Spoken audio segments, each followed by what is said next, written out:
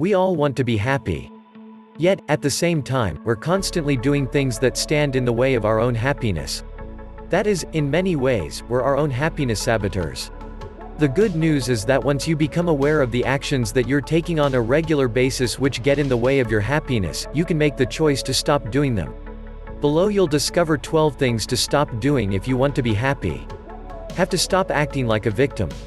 Victims blame others for the predicaments that they find themselves in, they feel powerless to change their circumstances, and they're constantly waiting for someone or something to come rescue them. Move from seeing yourself as a victim to seeing yourself as a creator, and then start creating the life that you want. Here are 3 blog posts that I wrote which will help you to shift your mindset from that of a victim to that of a creator. Rule of adulthood: you have to rescue yourself, the cavalry ain't coming. How to get out of the victim mentality. 2. Stop if-then thinking. Srikumar S. Rao, Ph.D., is a former business school professor and the author of several books, including Happiness at Work, Be Resilient, Motivated, and Successful No Matter What. Dr. Rao explains that most people have a long list of things that they believe have to happen before they can be happy. He calls this if-then thinking. Here are some examples. If I get a promotion, then I'll be happy. If I lose weight, then I'll be happy. If I find someone to share my life with, then I'll be happy. He argues that you need to stop insisting that things go a certain way before you can be happy. Dr. Rao adds that happiness is something that's innately within you. Your happiness is not contingent on anything else. 3. Stop being a pessimist. In her book, The How of Happiness, Sonia Lubomirsky, Ph.D., professor of psychology at the University of California, Riverside, lays out 12 happiness-enhancing strategies. One of these is cultivating optimism. Dr. Lubomirsky recommends that you keep a journal in which you imagine and write about your best possible future. In addition, she indicates that you should get into the habit of looking for the bright side to every situation. Happy people don't pretend that everything is fine even when it isn't. However, instead of dwelling on what they lost or on what went wrong, they quickly realize that things could have been worse, and they start looking for the silver lining to whatever situation they find themselves in. In addition, instead of telling themselves that nothing will ever change, happy people are hopeful about the future and that things will get better. 4. Stop multitasking. When you multitask, you're trying to do several things at once, which means that your attention is divided and you're not fully focused on anything that you're doing. However, in order to be happy, you have to place all of your attention on the task you're involved in. That is, whatever you're doing, even if it's just washing the dishes, you should be fully involved with the act. Harvard researchers conducted a study involving 2,200 people. Participants in the study were asked at random times how they were feeling. The researchers found that what mattered in determining how happy the participants felt at any given moment in time was not what they were doing, but rather the degree of attention that they were bringing to the task at hand. 5. Stop chasing perfection. Tal Ben-Shahar, Ph.D., once taught the most popular course at Harvard University. It was a course on happiness.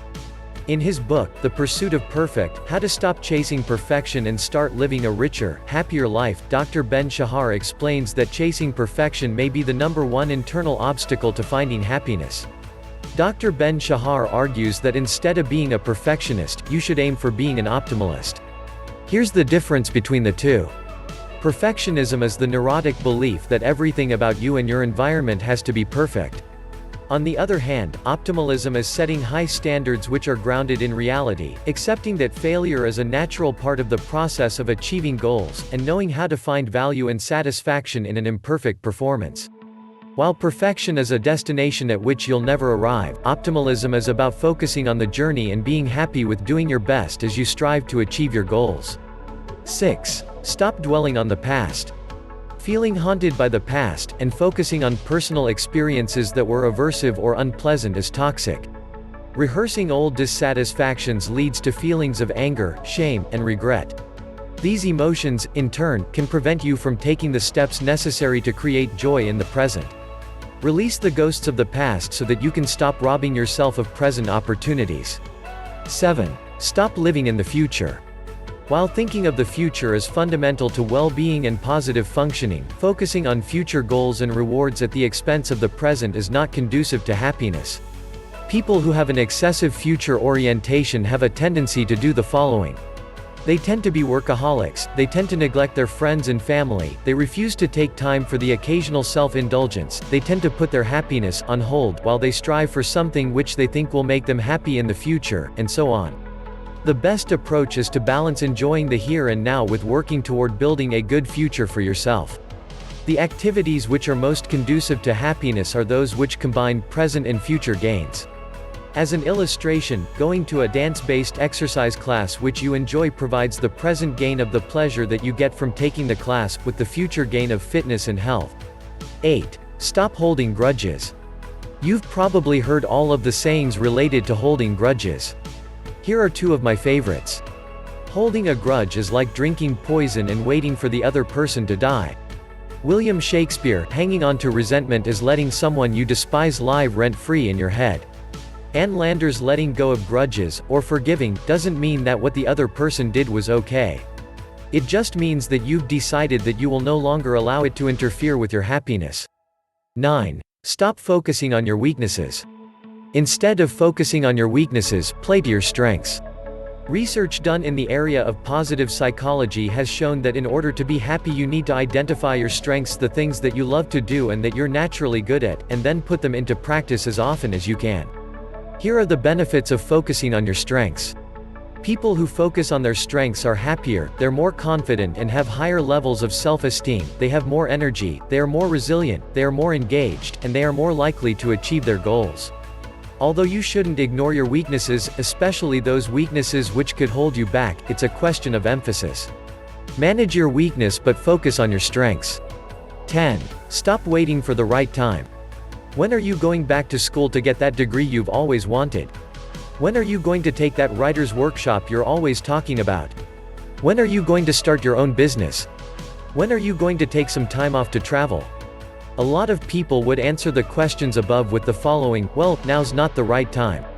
People who are always waiting for the right time are stuck in a perpetual limbo of believing that the right time will come. And limbo is not a happy place. The reality is that there is no such thing as the right time. The only time that you have is now. Beginning makes it the right time. 11. Stop living mindlessly. Ellen Langer, Ph.D., is a professor of psychology and author of the book Mindfulness. Dr. Langer's research shows that mindfulness is one of the main keys to happiness. She defines mindfulness as the simple act of actively noticing new things and drawing new distinctions. Dr. Langer explains that the process of drawing new distinctions produces a feeling of engagement. She adds that research has shown that mindfulness is figuratively and literally enlivening. It's the way you feel when you're feeling passionate. One way to be more mindful is to question procedures and regulations. Instead of simply accepting that this is the way it's always been done, ask yourself if there's a better way. Relinquish your preconceived mindsets, notice what you're doing, and then act based on your new observations. 12. Stop holding out for the big stuff. Happy people notice the small things: when the barista at the coffeehouse makes a heart shape on the cappuccino foam, the little kid in the park gleefully chasing a soccer ball, little acts of courtesy from strangers, like holding the elevator, and so on. The big things in life: weddings, graduations, job promotions, the birth of a child, are few and far between. Life is made up of small moments. Appreciating easy-to-come-by pleasures and finding joy in the simple things is associated with a feeling of overall gladness. So stop holding out for the big stuff and start counting small blessings. Conclusion: in order to be happy and live your best life, you have to stop doing the things that get in the way of your happiness. You can start with the 12 things explained above.